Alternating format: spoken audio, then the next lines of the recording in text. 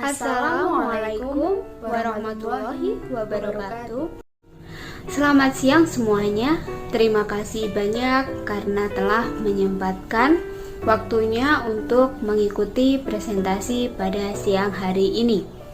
Perkenalkan, saya Dina Mufidah Husna dengan NIM 12620420287 bersama rekan saya Ervina Dwi Cahyani dengan NIM 1262042035154 dari kelompok 17 mahasiswi Tadris Matematika UIN 1 Tulungagung.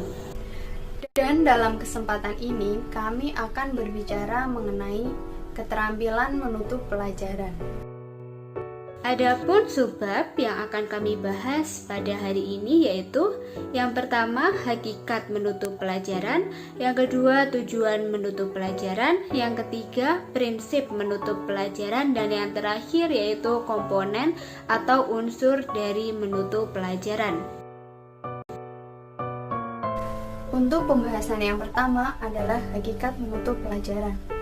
Dalam proses hidup dan kehidupan, selalu terjadi kondisi yang berpasang-pasangan, seperti ada awal, ada akhir, ada siang, ada malam, ada hujan, ada panas, ada pembukaan, dan ada penutupan. Contoh tersebut hanya sebagian kecil dari sebagian banyak keadaan berpasang-pasangan yang terjadi dalam proses kehidupan.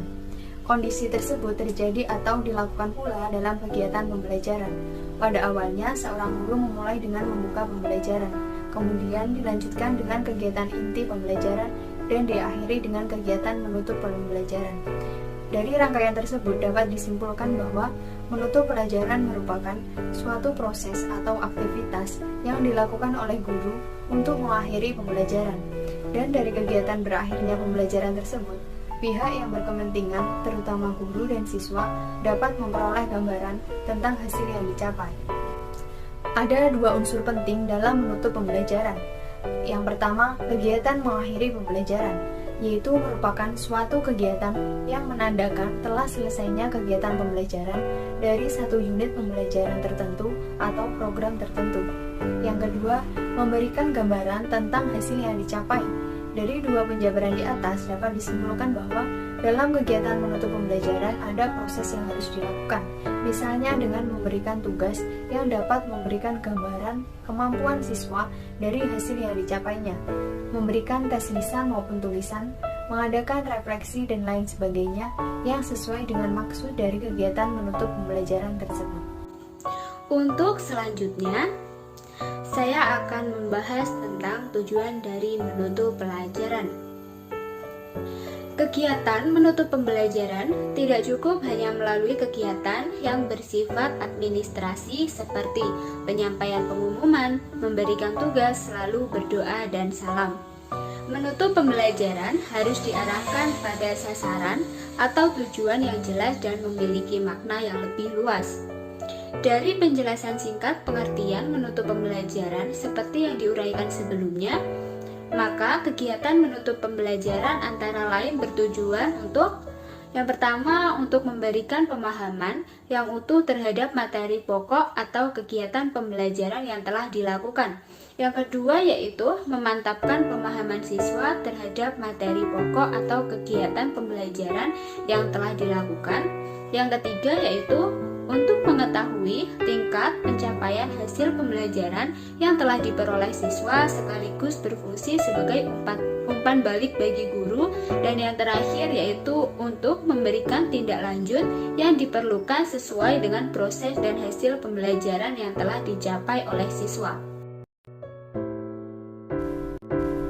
Pembahasan selanjutnya adalah prinsip menutup pelajaran.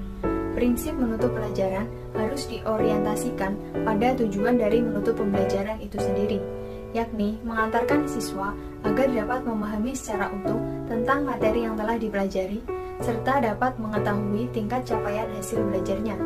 Mengingat pentingnya kegiatan menutup pembelajaran sebagai bagian integral dari proses pembelajaran, maka dalam memilih dan menerapkan setiap jenis kegiatan untuk menutup pembelajaran, harus memperhatikan prinsip antara lain 1. Kebermaknaan, yaitu jenis-jenis kegiatan yang digunakan harus memiliki nilai atau makna terutama bagi siswa, yaitu sebagai upaya yang dapat membantu siswa memiliki pemahaman yang lebih baik. Yang kedua, berkesinambungan, yaitu pemilihan yang tepat terhadap setiap jenis kegiatan yang digunakan untuk menutup pembelajaran harus terus-menerus dilakukan, sehingga pembelajaran selamanya selalu terkontrol dan selalu dapat memperoleh hasil secara efektif dan efisien. Selanjutnya yaitu komponen atau unsur dari menutu pelajaran. Sesuai dengan pengertian dan tujuan dari kegiatan menutu pembelajaran, maka kegiatan-kegiatan yang dapat dilakukan guru dalam menutu pembelajaran antara lain dengan cara yang pertama yaitu meninjau kembali atau mereview. Mereview adalah upaya untuk melakukan kilas balik terhadap penguasaan siswa dari pokok-pokok materi yang telah dipelajarinya. Hal ini penting karena selama pembelajaran berlangsung, guru dan juga siswa melakukan berbagai aktivitas pembelajaran secara meluas, bahkan untuk memperjelas pemahaman siswa, kadang-kadang disertai oleh ilustrasi dan juga contoh. Adapun kegiatan yang dilakukan dalam meninjau kembali yaitu merangkum inti pokok pembelajaran. Kegiatan merangkum pelajaran dilakukan sepanjang proses pelajaran. Bila guru sudah selesai menjelaskan suatu bab, guru akan merangkum sebentar apa yang telah dibicarakan sebelum berganti pada topik baru. Selanjutnya yaitu mengkonsolidasikan perhatian siswa pada masalah pokok pembahasan agar informasi yang diterimanya dapat membangkitkan minat dan kemampuannya terhadap pelajaran selanjutnya. Yang kedua yaitu menilai atau evaluasi. Adapun tujuan dari evaluasi yaitu untuk mengetahui sejauh mana siswa menguasai materi yang telah dipelajarinya. Evaluasi dapat dilakukan dengan beberapa bentuk. Yang pertama yaitu mendemonstrasikan keterampilan. Pada akhir suatu penggalan, siswa dapat diminta mendemonstrasikan keterampilannya. Misalnya, setelah guru mengajarkan tentang tayamum, siswa diminta untuk mendemonstrasikan. Yang kedua yaitu mengaplikasikan ide baru. Apabila guru setelah menerangkan suatu prinsip, siswa pada situasi yang lain dapat menerapkan prinsip itu pada situasi lainnya. Yang ketiga yaitu mengekspresikan pendapat. Siswa dapat diminta mempresentasikan hasil diskusi di depan kelas. Yang keempat yaitu memberi soal-soal. Guru dapat memberi soal-soal untuk dikerjakan siswa. Soal-soal itu dapat berbentuk uraian, tes objektif, atau mengisi lembar kerja. Mengkoordinasikan kegiatan. Mengkoordinasikan kegiatan bertujuan untuk membentuk pemahaman baru tentang materi yang telah dipelajarinya. Yang selanjutnya yaitu menyimpulkan kesimpulan. Adalah merumuskan pokok-pokok pikiran atau ide-ide yang mendasar sebagai kristalisasi terhadap sesuatu yang akan dibahas. Biasanya, sesuatu yang disimpulkan merupakan sesuatu yang benar atau sebagai kebenaran sementara sebelum ditemukan kebenaran yang lainnya.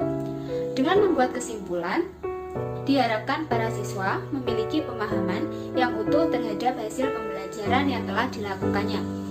Selanjutnya yaitu tindak lanjut.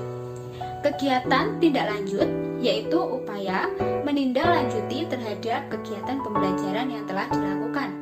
Adapun tujuan dari kegiatan tindak lanjut ini antara lain yaitu untuk lebih memantapkan pemahaman siswa baik berkenaan dengan konsep-konsep yang dipelajari maupun dalam rangka mengaplikasikan pemahaman konsep terhadap pemecahan-pemecahan masalah praktis. Jenis kegiatan tindak lanjut bisa dalam bentuk tugas pekerjaan rumah atau PR, mengerjakan tugas-tugas tertentu atau proyek, melakukan observasi atau pengamatan, wawancara sederhana, atau kegiatan lain yang sejenis. Sekian yang dapat kami sampaikan. Semoga kita mendapatkan banyak manfaat dari presentasi pada hari ini. Saya mewakili kelompok 17 tentu memohon maaf apabila ada kekurangan dan juga hal-hal yang kurang berkenan. Wassalamualaikum warahmatullahi wabarakatuh.